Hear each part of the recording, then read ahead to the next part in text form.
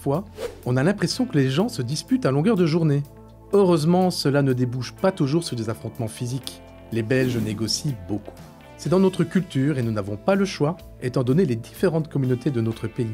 Nous sommes tous différents et nous avons donc tous des aspirations différentes. Discuter, négocier, se fait selon des règles. Celles-ci ont évolué à travers le temps. Elles évoluent encore aujourd'hui. Elles sont présentes partout. À la maison, à l'école, au travail. Certaines règles sont fixées par des lois. L'objectif de celles-ci est d'éviter le désordre dans notre pays. Les lois sont votées au Parlement, où l'on débat et délibère. On a parfois l'impression que les femmes et les hommes politiques se disputent sans arrêt. En fait, comme toi, ils cherchent à défendre leurs idées. En politique, il est rare d'obtenir tout ce qu'on veut. C'est pourquoi il faut parfois discuter longuement, voter ou nouer un compromis dans lequel chacun trouve malgré tout son compte. C'est ça la démocratie. La vie en société amène inévitablement des conflits, des oppositions. Ton frère veut aller en vacances dans les Ardennes, toi tu veux aller en Espagne. L'un veut regarder le foot à la télé, l'autre une série. Tu voudrais plus d'argent de poche, mais tu n'obtiens pas gain de cause. Une étude révèle que les jeunes entrent en conflit plus de 20 fois par jour. À propos des repas, de l'heure du coucher, des devoirs, de la musique qu'ils veulent écouter, des coups de main à donner à la maison, de l'utilisation de l'ordinateur ou du GSM, de l'école, de l'heure à laquelle ils doivent rentrer. Le conflit devient négatif lorsque, pour le résoudre, quelqu'un utilise la violence. C'est pourquoi il y a des lois, car tous les conflits ne se résolvent pas d'un coup de baguette magique. Certains conflits reviennent sans cesse. Ils font donc des règles pour organiser la vie en commun. Parfois, certains conflits ne se règlent qu'avec une intervention extérieure. Par exemple, quand des parents se séparent, quand les voisins se disputent, ou lorsqu'il faut réclamer de l'argent auprès d'une compagnie d'assurance. Il faut alors se rendre chez un médiateur ou un juge qui, au regard de la loi, tentera de trouver la solution la plus juste possible. L'égalité entre les êtres humains est une valeur fondamentale de la démocratie. La loi interdit toute forme de discrimination basée sur le sexe, l'âge, l'origine, une caractéristique physique et bien d'autres critères. Ce qui est aussi particulièrement précieux en démocratie, c'est la possibilité de donner son opinion, de dire ce que l'on pense, de protester si on n'est pas d'accord, de changer les choses. Si tu veux faire bouger les choses, tu peux mener des actions, tu peux boycotter certains magasins, tu peux manifester, tu peux voter pour un parti qui défend des idées proches des tiennes. Tu disposes également de liberté. Les libertés sont essentielles dans une démocratie. Liberté de penser, liberté de culte, liberté de la presse. Mais attention, cela ne veut pas dire que tout est permis.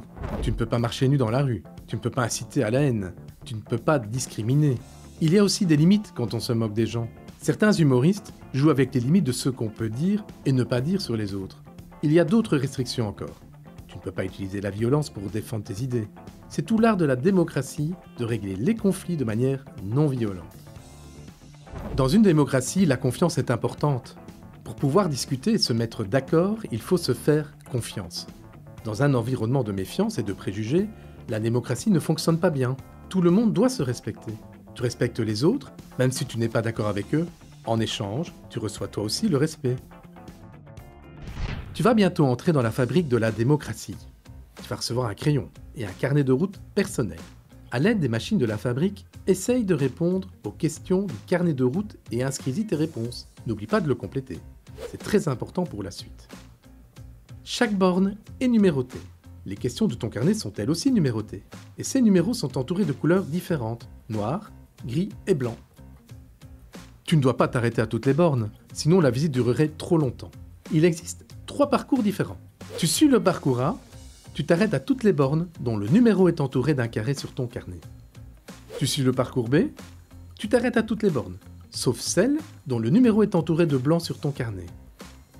Et si tu suis le parcours C, tu t'arrêtes à toutes les bornes, sauf celle dont le numéro est entouré de gris sur ton carnet. C'est ton accompagnateur qui t'indiquera le parcours à suivre. Pour éviter un embouteillage, vous ne commencez pas tous par la borne numéro 1. Votre accompagnateur attribuera à chacun un numéro de départ. Si tu reçois par exemple le numéro 10, tu commences le parcours à la borne numéro 10. Comme ça, tu passes par toutes les bornes qui font partie de ton parcours. Vous allez travailler par groupe de 2, mais vous recevez tous un carnet de route personnel car vous avez chacun et chacune votre propre opinion. L'exposition se visite en duo pour pouvoir dialoguer à chaque activité. Êtes-vous du même avis? Faites-vous des choix différents? Et pourquoi? De retour à l'école ou à la maison, tu pourras retranscrire certaines de tes réponses dans une application informatique et imprimer un document de feedback. Ce document est personnel. Il sera différent pour chacun d'entre vous. Il rappellera les thèmes de l'exposition et certaines opinions exprimées durant la visite. C'est un avantage de la démocratie. Tout le monde peut donner son avis. Donc, toi aussi. Bonne visite!